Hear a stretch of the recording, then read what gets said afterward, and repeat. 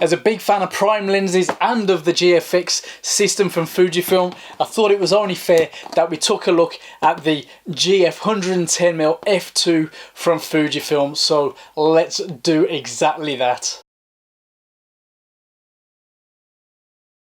GF 110 unboxing for what it's worth. Let's take the lid off, and yep, as expected, in here we should have a few bits and pieces, worldwide network, owner's manual, and the lens pouch. I'll show you.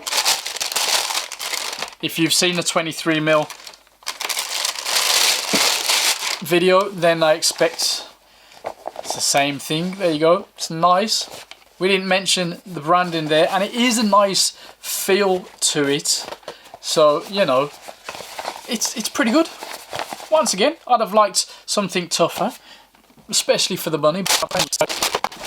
Of course, these lenses, I think all of them are weather resistant, linear motor R lenses, so you've got that nice aperture ring there. You've also got that C there for the camera operation, and f2 to 22. Nice manual focus ring, typically goes all the way around smoothly. Nice rubber grippy grip there. People moan about lens hoods a lot, so you'll possibly moan about this one, but whatever. Nice snap cap on there.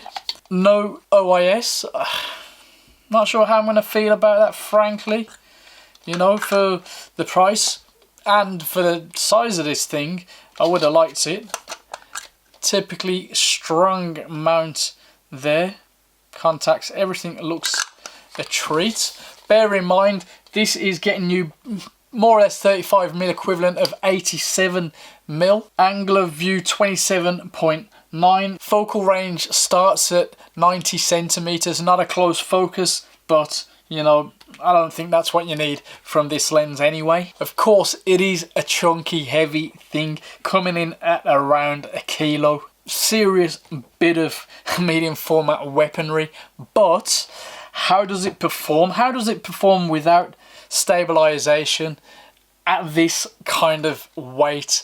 You know, let's have some very random fun with it. Samples straight out the camera, and then we're gonna have a chat afterwards.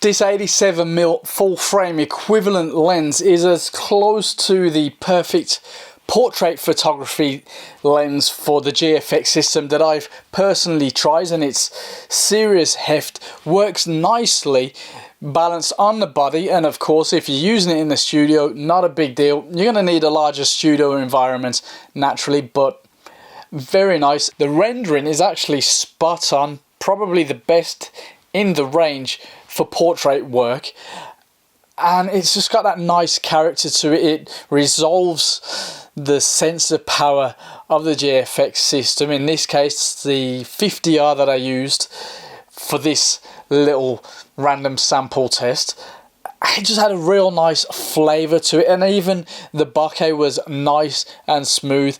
Now, of course, Fujifilm have such a great reputation for portrait lenses like the 56mm 1.2, and this goes nicely. It's not the same kind of magic, but it's beautiful. It just works as you'd expect for a lens of this caliber.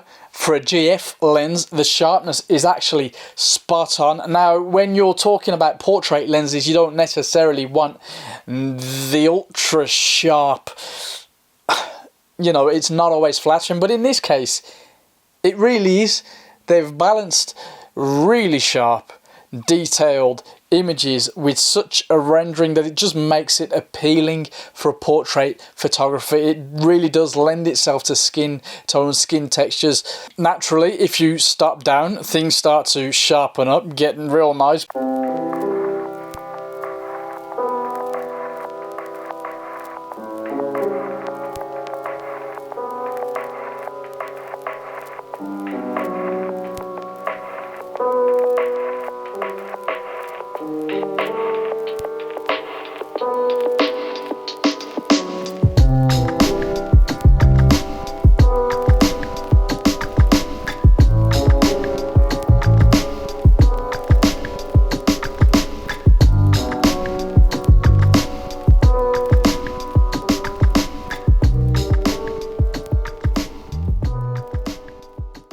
It goes to 22, but personally, I'm never going that far down. I'm a wide open portrait shooter, so 2, maybe 2.8, maybe 4 if I wanted to get a little bit more of the background in, maybe.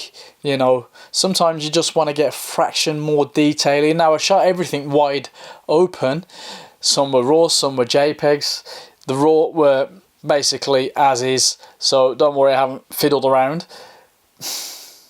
But wide open was still so nice, as you would expect from a portrait lens, especially at this level. The autofocus is more than fast enough for portrait work.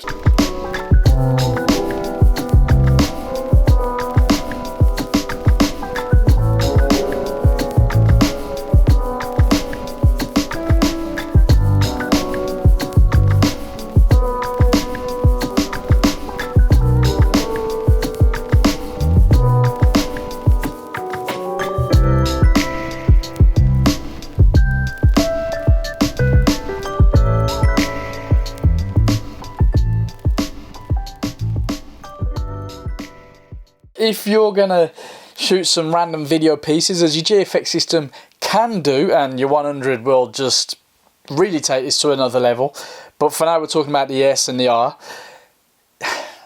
It's smooth, but it's not quite as ideal as you'd want it to. I mean, it does have a tendency to hunt when you come into something like a video sort of shooting thing, but for portraits, not a problem at all. It locks in nicely, especially if you've got a proper sized subject.